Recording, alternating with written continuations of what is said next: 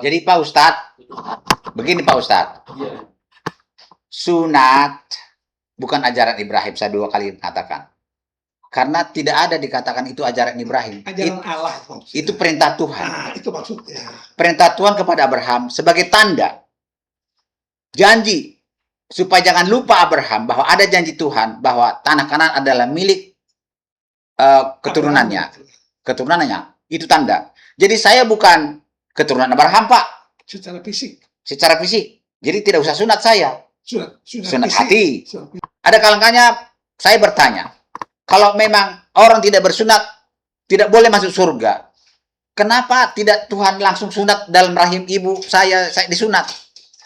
Apakah Tuhan itu salah membuat laki-laki itu tidak bersunat?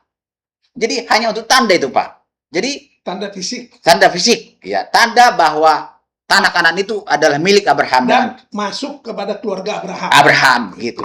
Orang lain pun yang bukan keturunan Abraham, kalau sudah mengaku sebagai keluarga Abraham, dia disunat juga.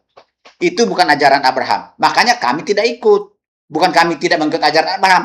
Abraham pun tidak ada ajarannya tentang sunat, tentang Esa, tauhid tidak ada ajarannya. Itu ajaran Allah. Itu ajaran Tuhan. Pak Lamsan mengatakan tauhid itu bukan ajaran Ibrahim.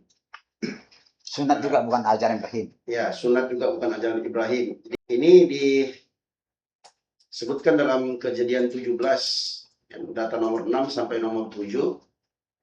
Itu dijelaskan bagaimana Abraham itu, atau Nabi Ibrahim alaihissalam, itu mentauhidkan Tuhannya, jadi mengesahkan Tuhannya. Ketika dia mengatakan, aku mengadakan perjanjian antara aku dan engkau, serta keturunanmu turun-temurun menjadi perjanjian yang kekal, supaya aku menjadi Allahmu dan Allah keturunanmu. Berarti ini sudah tidak mengikuti ajaran Abraham. Tidak mengikuti ajaran Abraham. Kemudian Pak Lamsen mengatakan sunat itu cuma sunat hati. Padahal dalam Kristen sendiri jelas disebutkan bahwa Abraham itu di kekristenan, maksud saya di Bibelnya sendiri, Abraham itu disunat, Pak. Dikhitan dia, bukan sunat hati. Dikerat kulit khatannya. Bapak bisa lihat dalam Perjanjian Lama di Kejadian 17 data 23 sampai 26. Jadi di 24-nya ketika Abraham sudah mengetahui tentang syariat atau perintah khitan itu, kulit khatan mereka pada hari itu juga dikerat. Lalu ia mengerat kulit khatan mereka pada hari itu juga. Siapa yang mengerat? Abraham, anak keturunannya, dan orang yang tinggal bersamanya. Makanya Abraham di umur 99 tahun itu dikerat kulit khatannya. Jadi bukan sunat hati, Pak. Dan ini sejalan dengan syariat Islam. Dalam Islam pun demikian. Karena memang diperintahkan summa auhayna ilaika an ittabi' millata Ibrahim hanifah. Ini saya katakan di awal tadi. Jadi umat Islam itu konsisten mengikuti ajaran Nabi Abraham atau Nabi Ibrahim. Kemudian kami wahyukan kepada Muhammad agar engkau mengikuti millah Ibrahim. Apa di antara ajaran millah Ibrahim? Adalah bersunat alias khatan. Nabi Muhammad SAW bersabda dalam hadis yang sahih riwayat Imam Al-Bukhari dan Muslim dari Abu Hurairah radhiyallahu anhu, kata Nabi Muhammad apa? Al-fitratu khamsun. Fitrah manusia yang mereka diciptakan demikian oleh Allah Subhanahu wa taala ada 5. Yang paling pertama disebut oleh Nabi Muhammad sallallahu alaihi wasallam adalah al-khitan, dikhatan, disunat.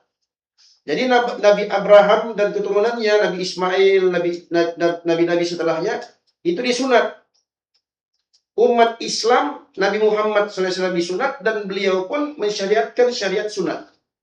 Jadi konsisten antara ajaran Nabi Abraham dan ajaran yang diajarkan oleh Nabi Muhammad SAW. Jadi itu kan menurut Alkitab Al-Quran ya. Kalau di Alkitab kami tidak mengajarkan tauhid, tidak. Alkitab itu bukan untuk mengajarkan tauhid dan itu bukan ajaran Ibrahim.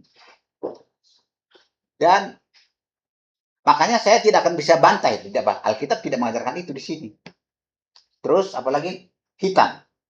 Kalau masalah hitan, ini adalah tanda perjanjian Tuhan kepada Abraham yang akan memberikan tanah Kanaan kepada keturunan Abraham. contoh begini. Kalau kita bikin perjanjian, kan harus ditandai dengan materai, kan? Materai. Supaya jangan lupa perjanjian itu. Supaya perjanjian tidak dilupakan. Udah biar itu. Jadi Abraham dijanjikan Tuhan supaya menempati tanah Kanaan dengan keturunannya.